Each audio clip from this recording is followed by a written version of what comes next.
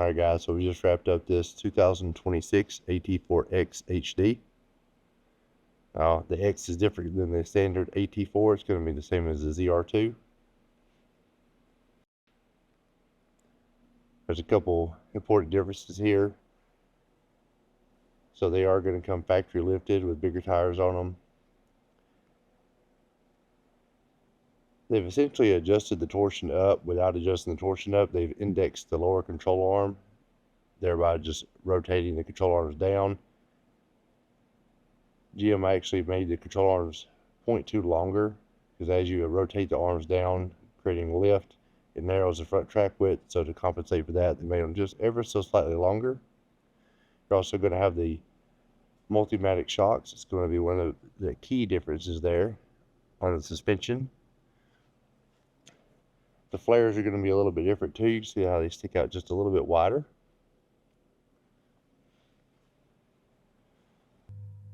So we've installed the Cognito 2.5-inch lift on it, and according to GM, it comes factory with an 1.5 inch lift.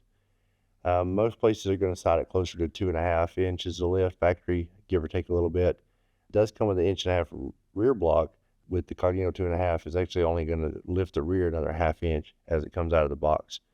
At the end of the day, you're going to end up with essentially what would be a 4-inch lift on just standard AT4 or Denali or something along those lines. Now we did bump this one up just a little bit for some additional tire clearance, but I'll get into that here in a moment.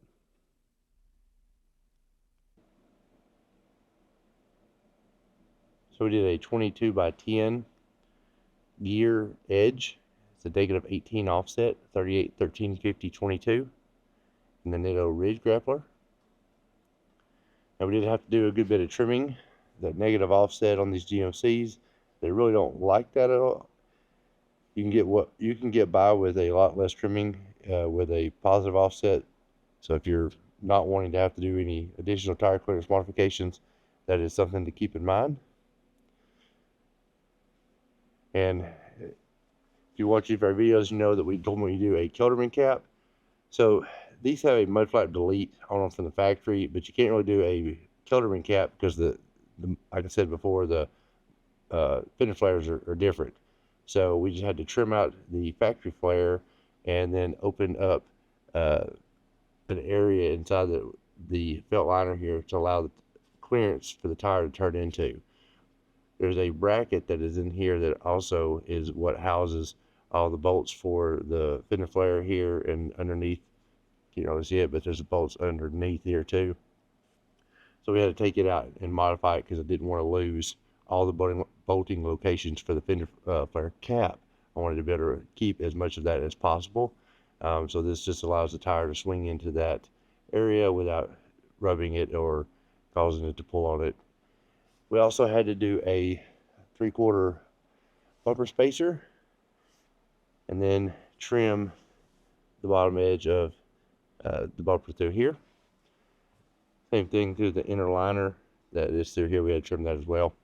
Now again, you could do the 38, 13, 50 no problem if you were to do it, say, on a 9-inch wide wheel with a 0 offset, as opposed to a 10-inch wide wheel with a -18. That when you start moving into the negative offsets and the wider wheels, it really decreases your tire clearance. So obviously the 10 wides look much better, but that's just something to keep in mind. They are more work to get to clear. And you can just add more lift, of course, but you are limited on the X. You can only do so much as far as lift height. I'll go over that here in a few minutes. So I'll show you a little bit about the kit. So it does not come standard with the Cognito arm. We optioned and added that. Now being the X, like I said, the arms are slightly longer, so it's going to be a different arm for the X versus the standard AT4.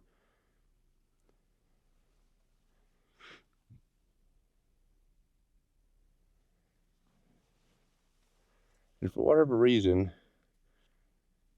the only two companies that I know that make these kits is going to be McGaughy's and Cognito, and they're relatively the same height. The McGaughy's is going to be ever so slightly higher, but they're still going to be limited by the how much you can lift the rear, because you're keeping the rear multi-matic shocks You can only go so high before you run out of droop travel. But for whatever reason, in every truck that I've seen that has one of these lifts, they never have the brake line attached anywhere. It's just hanging here. So if you're watching any of these videos, pay attention to that. You'll just see the brake line and the factory bracket just dragging across the frame, dragging across the shock. The only one that I've found is one that McGoy's lifted in-house, and they have a bracket that attaches to it. Now, it does come in the kit, but for whatever reason, nobody's putting them on. And in this kit, we did not even get a brake line bracket. They sent us out one after the fact, and it was, of course, the wrong one, so we ended up just fabbing up this one ourselves so that we could attach the brake line and leave plenty of travel for full suspension turning and droop while still being able to locate the line and keep it out of from rubbing on the shop, rubbing it on the frame, and getting into things it doesn't need to get into.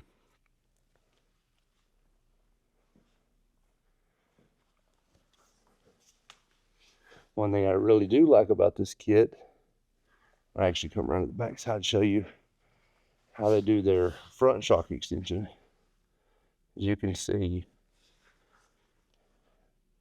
it actually, that blue clevis there, that's part of the Cognito kit. Factory is going to be just a little black clevis, and this one is going to be 3 inches longer than the factory clevis. So that's how they do the shock extension on the front. Now, one thing that I'm still not a huge fan of is the cross members on this kit measure 3.5, and the clevis measures 3. So in my mind, we need an extra 1/2 inch there. And I've actually been talking to Cognito, their tech and engineering, about adding an additional 1/2 inch top strut or top shock spacer to gain that back, because while we have right at 2.5 inches of droop from ride height, I would really like it to be at 3 inches, because 3 inches is really where you want to be. 3 inches or maybe even a touch more, and at 2.5, that's not really where I want it to be. So we may end up going back and adding that extra 1/2 inch to gain a little bit more droop. So we'll probably end up coming back and adding that additional 1/2 inch top shock mount spacer so that we can get the full 3 inches of droop. Comparing the full droop of this kit to a Denali that we had in earlier today, we had about 5/8 of an inch less droop on this kit than we did in that kit. That was the 4-inch Performance Series. So where they should be really close to the same. So one of the difference that, I don't know if I can get you in here to see this or not, but the factory diff mount, it actually has a small diff spacer made into it to drop the diff a little bit further than the standard AT4 for a better axle angle. And that just goes along to the whole theory that this truck can have more droop than a standard AT4, but with the clevis slightly shorter than the cross members, we're ending up with less droop. But the main limiting factor of the AT4X and lifting it, no matter what lift you run, if you're going to keep the multimatic shocks, which most people want to because that's one of the big selling points of it, on the rear, you have no shock extension. So you don't have a way to extend the shocks. Now, we did change the block on this one, and I'll go over that in a moment too. So you got these nice multimatic shocks, but they're really stretched out further than I would like them to be. Same story here. We got about 2.5 inches of droop, and I would like it to be about 3 inches. Now, we did adjust this lift up about 1/2 inch to 3/4 of an inch higher than as it gets sold. Again, to be able to clear the 38s and most importantly on the negative offset wheels. So we did a 3-inch rear block. Comes with a 2-inch rear block in the kit. Now keep in mind it's only a 1/2 inch taller than the factory block. So it's lifting the rear 1/2 inch as the kit comes. We added a 3-inch rear block. So you're saying, oh, that's an inch difference. But in reality, this truck has a lot of cargo. as it's got the full bed slide and a lot of tools. We're really only netting about an extra ½ inch there. Measuring fender to tire on the front and back, we're about 5/8 of an inch higher in the front. Now, I've explained before, the front fender lines are slightly higher than the rear fender lines. So while we have 5/8 of an inch more fender gap in the front, you put a level on the frame or on the bed, you're still ever so slightly tail high. So it's kind of an illusion there. But visually, the truck appears to be dead level. Now, I will say, if someone really wants to add more lift to it, and they want to run the multimatic shocks, there is one workaround, but there's going to be some fabrication involved. The rear shock mounts would have to be removed off the axle, and then the shorter shock mounts would have to be loaded in their place to raise the shock mount up slightly so that you would regain any lost droop from an even larger block. So that is an option if the customer wanted to go that far with it.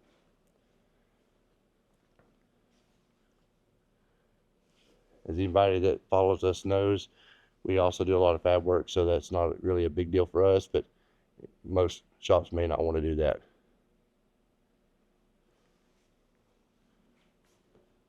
But overall, the truck turned out really nice.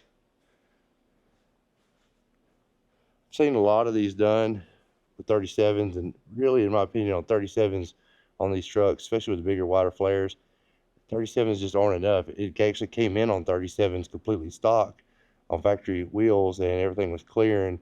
We did have just a touch of rub on the frame at full lock, but other than that, it did clear fine, and everything was still stock. So these 38s really fill out the fenders a lot better. It's more proportionate. So rides and drives really good.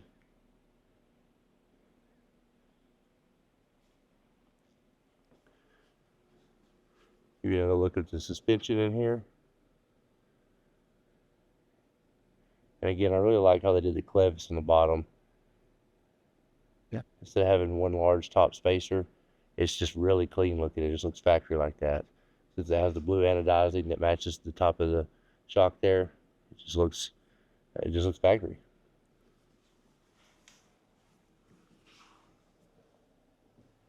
As you can see, it is still a non-torsion drop bracket. Now, the non-torsion drop bracket on this one is slightly different than the non-AT4X. Very subtle change that they made in it. Well, you can see that. And of course, the cross members, skid plates, and all that are going to be the same.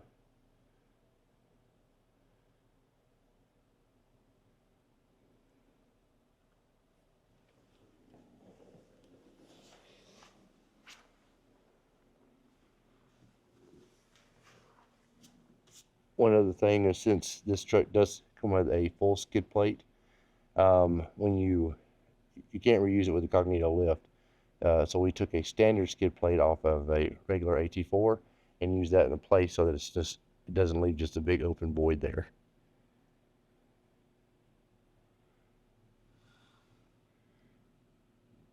And then of course you got your split one-piece skid plate here that protects your differential.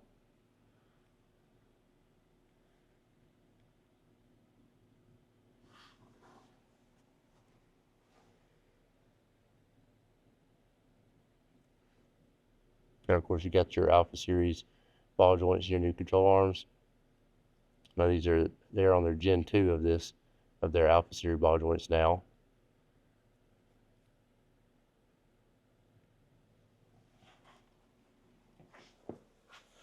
We did I don't know if you can see it in there, but if I get that to focus some. I don't know if you can see it or not, but we ended up doing a BDS thinner stabilizer on this one.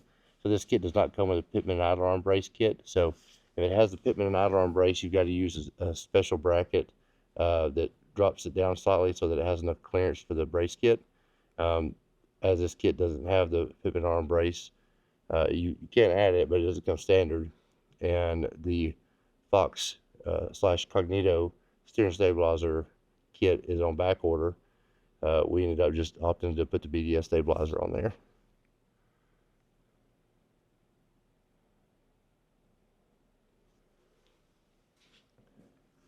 There's another look at the brake line bracket. Again, I have no idea why in every single video of these that we see, or every one that we have come through that we didn't do, they never have the brake line attached, which is weird because they've actually got a metal tab that's crimped onto the brake line that protrudes out, an inch and a half. That's just kind of getting into everything.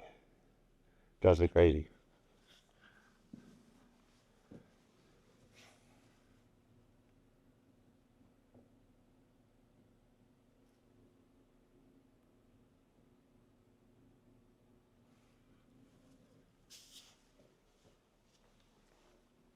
Give you one more look from the side.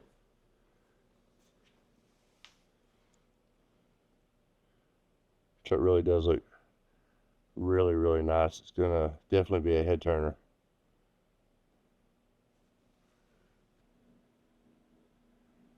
And this one is slightly more aggressive without just being too aggressive.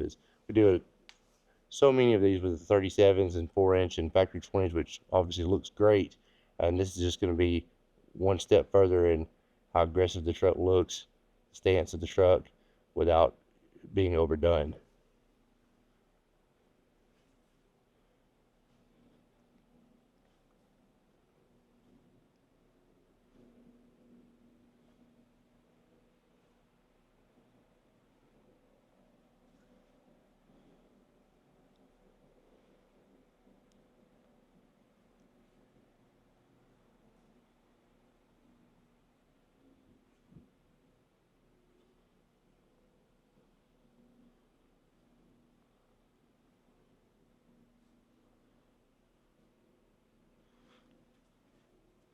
So we also have another 26, I believe this is 26. So this one's out of Iowa. It's getting the 5-inch BDS with a few upgrades on it. It's getting the BDS upper arms, the Fox HTO, which is the hydraulic top out 2.5 shocks, which is one here. And this one actually, they had a snow come through last weekend, so it's spent the weekend. It's got a plow attachment on the front, and it spent the weekend clearing the roads. So it's kind of cool. Cleared out all of the roads in the area, and then came on down here to get the lift installed.